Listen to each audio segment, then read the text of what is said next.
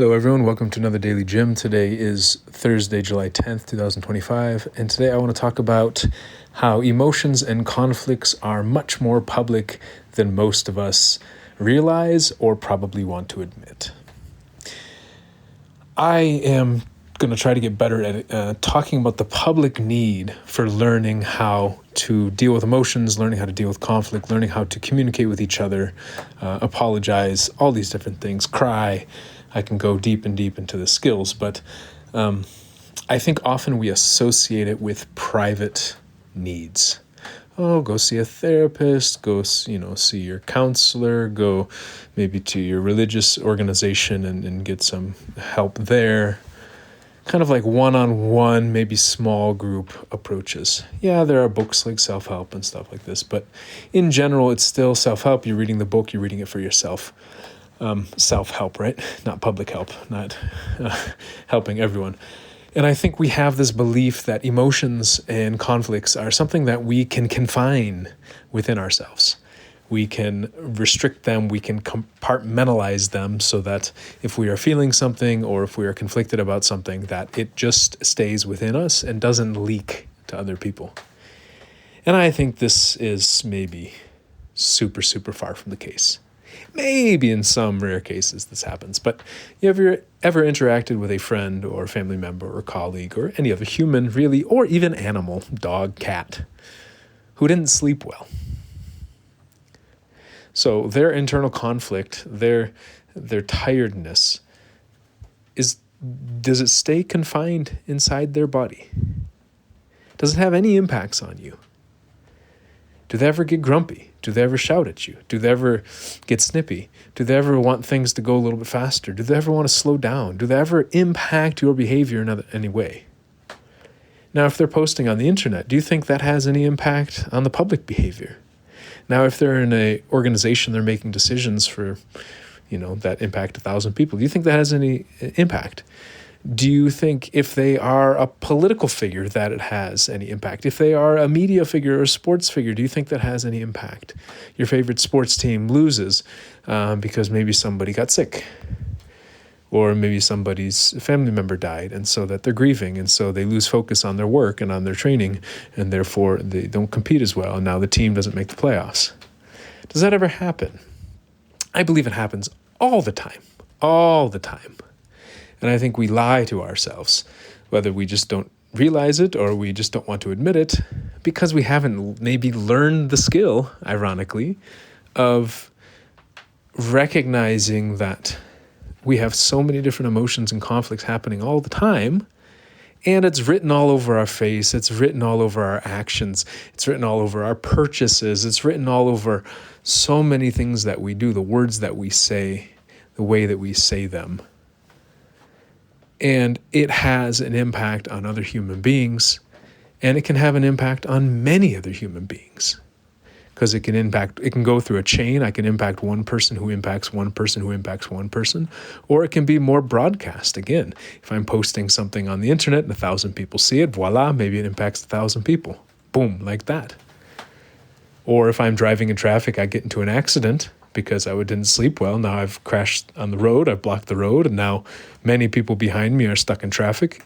And maybe some of those people are late for work. Maybe some of those people are on the brink of divorce and it just caused the divorce to go over the edge. Maybe some of those people are rushing to the hospital. Maybe some of those people, who knows what. So I think we often, again, haven't learned the skill to recognize the connections of these things and to see that it's more publicly connected. And maybe that's one of the challenges in explaining it to people. I try to tell people that this is a public need, and people go, oh, but no, it's a private thing. Because maybe those people don't feel or see the connections between their behaviors, their feelings, their conflicts, and life around them. Or vice versa, what's happening around them and how it impacts them.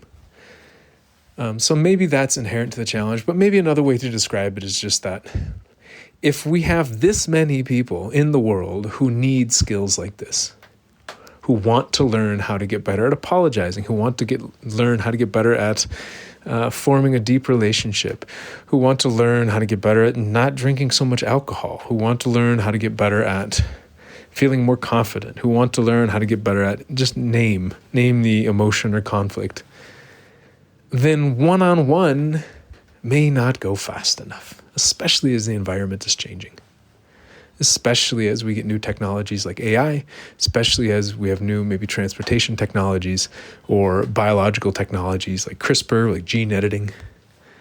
Do we currently have the skills? Have we learned how to deal with these 21st century technologies and the emotional impacts of them and the conflicts that come? And if we haven't, will one-on-one or small group private lessons get us there? Will it keep up with the pace of technological change? Or do we need something that operates on a much larger level?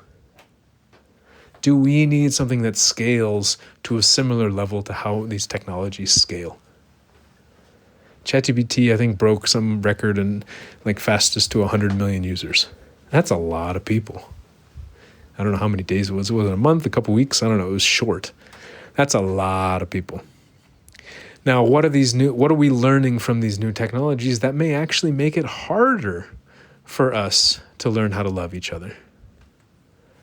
Maybe we learn, hey, ChatGPT is better to talk to than a human because ChatGPT agrees with me all the time or most of the time.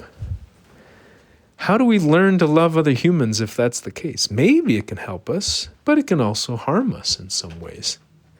So how are we learning some of these skills in light of the people who are creating some of these tools maybe did not learn these skills? You look at the Facebooks of the world. If the goal is to connect a lot of human beings and the people who are making it are not good at connecting with a lot of human beings on a deeper emotional level, will the tools necessarily, what will they spread? What will we learn from them? And so for me, every time someone says, well, just do it kind of one-on-one in public or private, I don't see this as I don't see it as a private need. I see it as a public need because our behaviors, our emotions, our conflicts influence the people around us. But two, I just see the need being so big that doing it small one-on-one is just a disservice to the amount of people who want to learn these skills. And if I can do something that can help many, many, many, many people learn, why would I focus on helping one or two people learn so much? Now, I can't completely not focus on one or two people, but how can I take focusing on one or two people and try to expand it so that other people could learn from that experience? Maybe the essence is that people are learning from my experience. One human trying to interact and navigate the world, people can learn from my experience. How can I make my experience, my learning experience, more public? Whether that's through podcasting, whether that's through writing essays, whether that's through live streaming, who knows what the platform is, or creating tools that come from me, for me, sharing things like I feel you. But even if it's not just me, if it's interacting with somebody else, how can I share that experience where I am learning, that other person is learning, and it can be more scalable or exponential so that so many other people can learn from it? Instead of hoping that people will pay money to do one-on-one private things, there's just, I think, too many people who want to learn these things, or maybe don't want to learn these things, but I think need to learn these things, and I would really like them to learn these things. That's maybe the third element of this, and I'll talk about it for a second. There are a lot of people who I wish would learn these skills. I wish the President of the United States knew how to apologize. I wish the culture of the United States was much better at forgiving and reconciliation, so that we didn't have such a punitive justice system. I wish that men and women stop thinking that women are using men for money and men are using women for sex. I wish we just realized that we're all struggling, going through so many things. I wish so many people, I wish communities, I wish societies had these skills, and I want societies to learn these skills. I don't want individuals necessarily to learn them. I mean, individuals have to, but my goal is not to help the individual, it's to help the society, it's to help the community, it's to help humanity.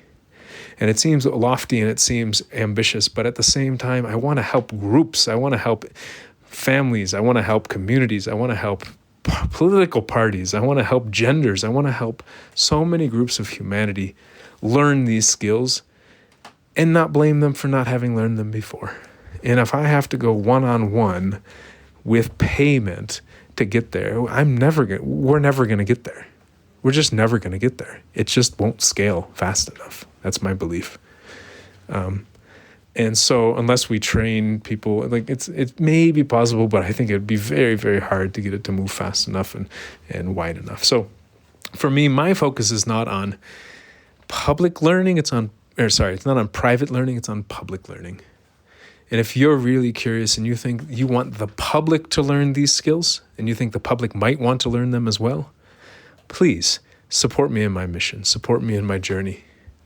I'm trying to learn these skills. I don't know them either. I'm trying my best to learn, maybe just slightly ahead of y'all. So if you really believe in this, you're excited to learn about these skills, you're excited for society to learn about these skills. Maybe it's not even so much that you want to learn them, but you want somebody else to learn them. You want your enemy to learn these skills. You want that asshole to learn how to apologize. Help fund me so that I can make this public, make it more and more public, so that maybe they'll stumble upon it and they'll learn something from it, even if they're not trying to learn it. Because maybe they'll listen to the Emotional Combat with Jim Kleiber, where they explicitly want to learn. Maybe they'll just listen to this because I pulled them in on some topic and they learn something on the Jim Kleiber show. So on that note, please, if you would like to support, go to jimkleiber.com/giving. And you can see options to give financially or non-financially. Financially, you can do one time or you can do recurring. And recurring, it doesn't have to be indefinitely. It could be 1 month, 6 months, whatever suits your fancy. So thank you so much. Look forward to talking to you all on Monday. Cheers.